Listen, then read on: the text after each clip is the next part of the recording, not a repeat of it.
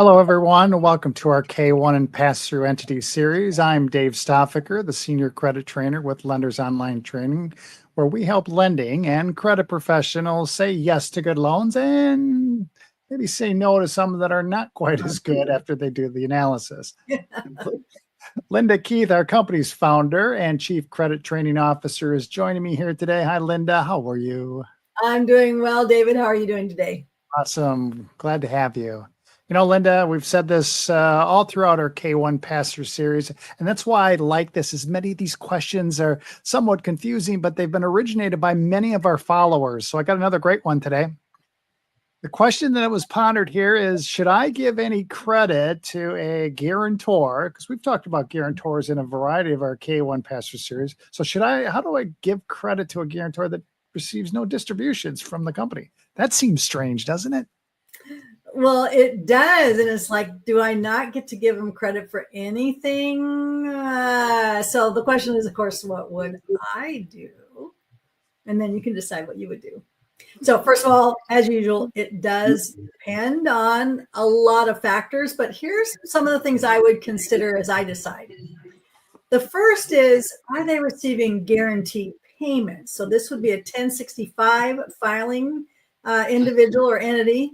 And on the K-1, their actual distribution, their actual cash flow, I should say, is guaranteed payments plus distributions and often minus capital contributions. And so be aware that guaranteed payments are in kind of another form of distribution. They're based on something other than profit loss split.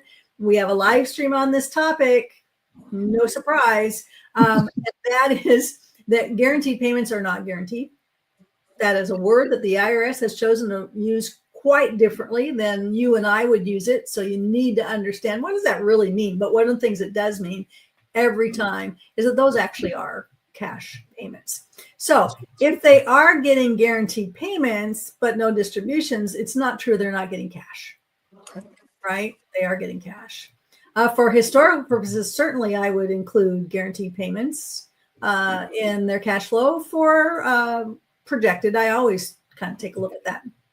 Let's see. Now, if actual cash flow, including guaranteed payments, is truly zero, then I would want to understand why. I'd want to look at the 3 years, hopefully, K-1s you've got, to see if they really don't have anything ever or haven't for 3 years. If true, then is the company in an expansion? That's why the owner's not taking it home. Is the company struggling? Are they in a pandemic recession, for goodness sakes, right?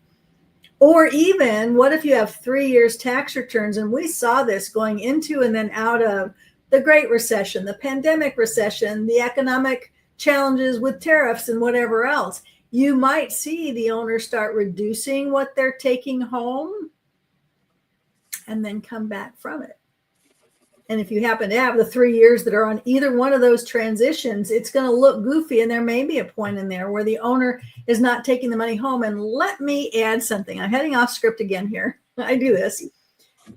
Don't you think that an owner who actually has the ability and willingness to not take money home in order to keep the business strong, to go through a pandemic, to go through a challenge, isn't that the kind of folks you'd like to lend to if they have enough other chops, their other liquidity, their other revenue sources, or they've recovered? I think it's kind of funny that, boy, if they just kept taking the money, even though the company couldn't afford it, we'd be more likely to make a personal loan to them than if they, in fact, did the right thing. Just saying. I think that would fall under the C for character, right? Willingness to pay. Yeah, it could. And I must admit, in other live streams, some of you have heard my story of exactly that. During the Great Recession, I quit paying myself. It was a gamble. Just that thing I want you to understand as a lender. Owners at the beginning of a recession or disruption don't know what's going to happen. We talk, in fact, as we do this recording in August of 2025, with the tariffs and the supply chain and trade things going on and the weather systems. There's so many things that are causing uncertainty for so many businesses. And it's only in hindsight that we'll figure out were those a good idea. But the business owners can't wait for hindsight. We are stuck making decisions right now. And here's the other side issue to this. By the time you see my tax returns, you will know how it worked out, but you need to remember that we didn't know it at the time we were making the decisions. So even the PPP loans, that whole thing during the Great Recession, we didn't know. I'm sorry, that was pandemic. Getting my recessions mixed up. We did not know what was going to happen. And some businesses that took out the PPP loans actually paid them all back when they figured out, oh, we're okay. Yeah. Others asked for them to be forgiven even when their business had been okay. We're back to C for character, in my opinion. Okay, back to the regularly scheduled program. And the question is, can we credit a guarantor when they don't make any distributions at all? So understand if there's a significant difference between what they're taking and what it seems like the company could pay.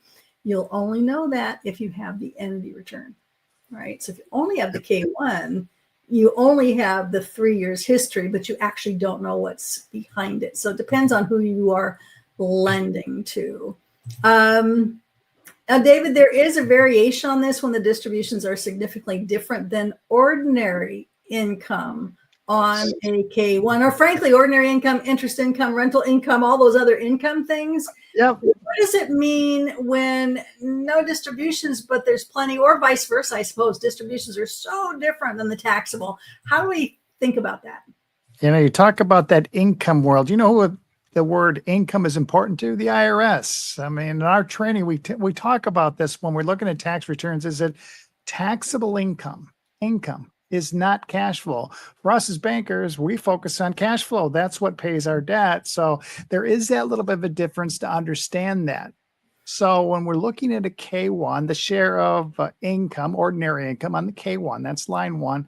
Now this can be, it's a percentage, or at least a percentage of that 1065, 1120, that's of the entity, their portion of income that they actually get passed through, of which they're going to be paying taxes on. It's not cash.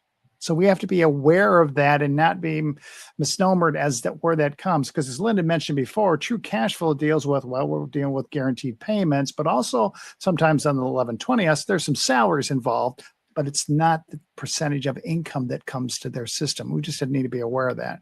So it's important to understand, you know, even though they have a percentage of income that comes that they're going to be paying tax on, doesn't necessarily they were actually paid. Maybe they didn't get the salary. They kept it in the company.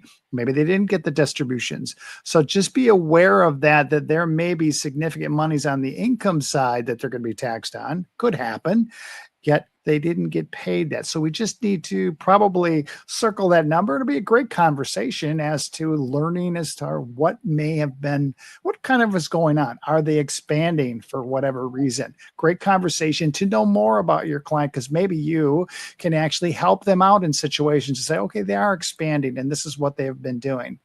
So just understand the fact of cash flow does not necessarily coincide with taxable income. As far as knowing more from the K-1, once we look at that taxable income, I probably would be curious to say I'd like to see the full income, full tax return if possible, because I would know more about the company as to what is going on. Is the company sales growing or not? Is there other nuances within those statements that I think would be valuable? They just didn't take the salary out. So I always want to know more information. Then as far as when we're going forward, as far as projecting, we're going to want to understand the percentage of ownership, the share of that. We'll get to see what that projected income is. There, I might be curious as to if I know that their income is growing, or their projected taxable income based on their percentage of ownership, maybe, or might feel comfortable that maybe next year, if we project, maybe they want to start taking some money out to that if we're lending to them personally. So a lot of questions can come up. They would influence my judgment as to what I want to know about them recurring as I underwrite this going forward. Is just because they didn't receive any income this year, cash flow, that may not bother me as well if I know the whole picture. Linda, did I miss anything? No, I'm not sure that you missed anything, but I have some ideas. So Let me give you two concrete examples of when ordinary income and distributions will be significantly different so that you have something to hang your hat on. Let's say distributions are way lower than ordinary income. But if you actually did have the full return, by the time you add back depreciation, add back non-cash items, maybe subtract non-recurrings, it turns out that the cash flow available from the company is actually pretty close to those distributions. The reverse could be true. You could have distributions that were significantly lower than ordinary income, but when you get the entity return, you see all this debt they're having to pay, right? And so actually, by the time they pay all the debt, less is available to pay the owners.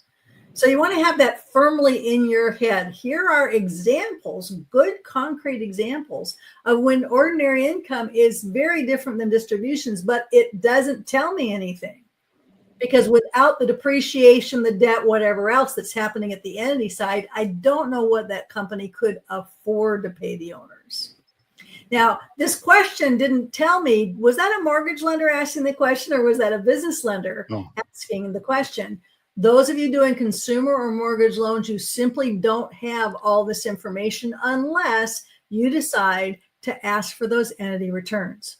Those of you who are managers and responsible for mentoring these junior lenders and credit analysts need to help your folks understand, when do we still want that whole return, even though our guideline for mortgage loan is just use the K-1? Or is it true in your company that we plain old under 25% use the K-1 no matter what, and we average 2 years, and we assume that we're making enough of a volume of loans that we're not going to worry about the few that we might make that we perhaps wouldn't if we actually knew what was going on, or the reverse.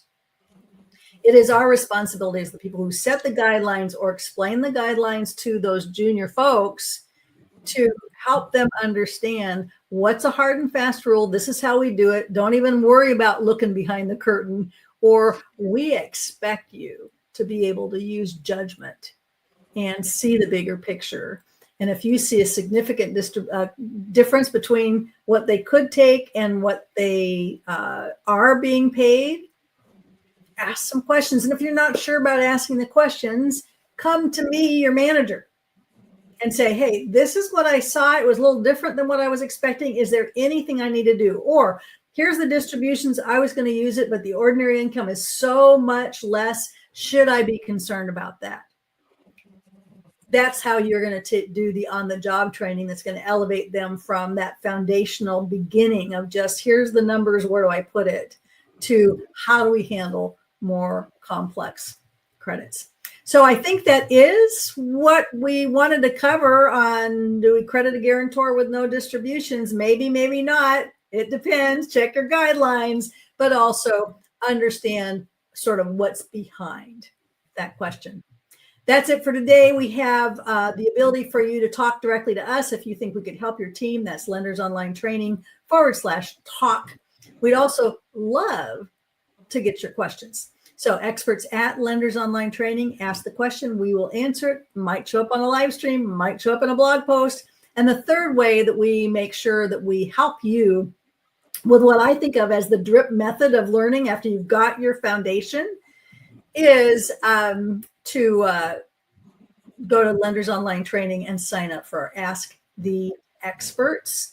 That is a weekly email. The subject line says what the question is. Delete it if you don't care. Pass it on to your team if it would help them. Read it if you want to read it. But that is the way that we continue to add to that foundational training that hopefully you already have. If not, of course, we hope you're going to come to us and we'll take care of it for you. That's it. Thanks, David. You bet.